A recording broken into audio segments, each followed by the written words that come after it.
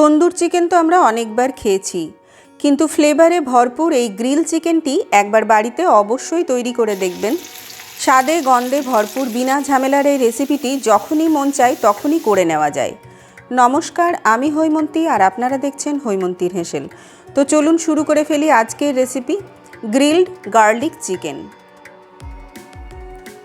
এর জন্য আমি 600 গ্রাম চিকেনের লেগ পিস নিয়েছি। লেগ পিসগুলোকে প্রথমে খুব ভালো করে ধুয়ে নিয়েছি, তারপর একটা ছুরির সাহায্যে ছোট ছোট এইভাবে কাট দিয়ে নেব। কাটগুলো খুব ডিপ হবে না, হালকা করে কাট দিয়ে নেব।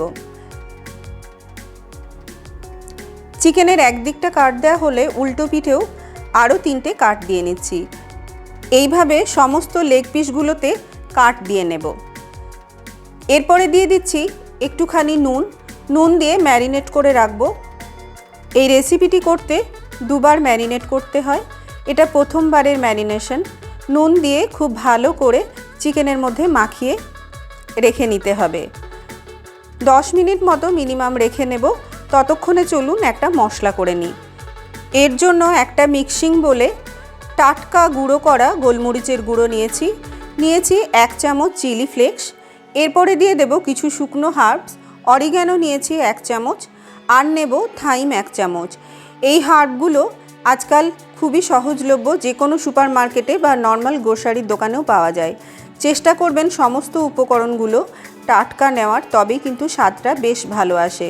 অনেক দিনের পুরনো হয়ে গেলে স্বাদ গন্ধ দুটোই চলে যায়। এখন দিয়ে দিচ্ছি 1 টেবিল চামচ মতো থেতো করা রসুনগুলোকে কুচো করে আমি হামানদিস্তায় থেতো করে নিয়েছি। এই রেসিপিতে রসুনটা একটু বেশিই লাগে। একটা মিডিয়াম সাইজের লেবুর রসও দিয়ে দিলাম।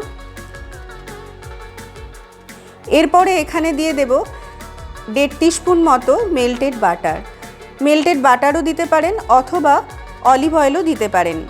যে কোনো একটা দিলেই হবে। আমার কাছে অলিভ অয়েল ছিল না, তাই বাটার দিয়েছি। স্বাদ মতো নুন দিয়ে সমস্ত মশলাগুলোকে ভালো করে মিশিয়ে নিতে হবে। কত অল্প মশলায় এই রেসিপিটা তৈরি হয়ে যায়, না দেখলে বুঝতেই পারবেন না। এরপরে চিকেনের লেগ পিসগুলো দিয়ে খুব ভালোভাবে মশলাগুলোকে মিশিয়ে নিতে হবে। এত অল্প মশলা দিয়ে তৈরি হলেও রসুন আর অরিগ্যানো থাইমের ফ্লেভারে ভরপুর এই চিকেনটির স্বাদটি কিন্তু অনবদ্য, না খেলে বুঝতে পারবেন না। বিনা ঝঞ্ঝাটের শুধুমাত্র ম্যারিনেশন করার টাইমটা দিলেই এই রেসিপিটা ভীষণই সফট হয় আর উপরের অংশটা ক্রিস্পি হয়। ম্যারিনেট করা হয়ে গেলে একটা ক্লিন র্যাপ দিয়ে এটাকে রেস্টে রেখে দিতে হবে মিনিমাম 1 ঘন্টা। চাইলে পরে ওভারনাইটও রাখতে পারেন। এরপরে একটা গ্রিল প্যান নিয়েছি, তাতে 1 চামচ বাটার দিয়ে দিলাম গ্রিজ করার জন্য।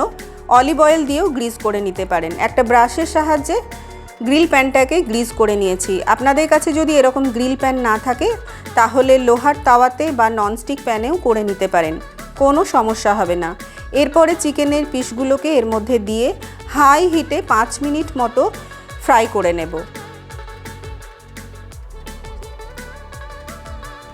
একদিকটা ফ্রাই হয়ে গেলে আরেক দিকটা উল্টে দিতে হবে।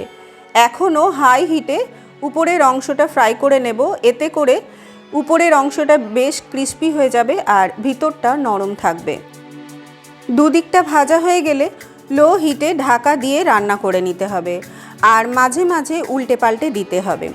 এইভাবে যদি গ্যাস ওভেনে রান্না করা হয় তাহলে 20 থেকে 22 মিনিট মতো সময় লাগে। আর এই রেসিপিটা আপনারা মাইক্রো ওভেনে করে নিতে চাইলে মিডিয়াম হিটে 8 মিনিট মাইক্রো করে নেওয়ার পর 4 মিনিট করে উল্টে পাল্টে গ্রিল করে নিলেই রেসিপিটা তৈরি হয়ে যাবে।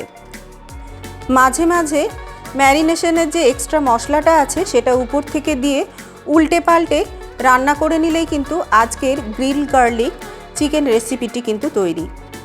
স্বাদে অতুলনীয় ফ্লেভারে ভরপুর এই চিকেনের রেসিপিটি ছোট বড় সকলেরই মন জয় করে নেবে।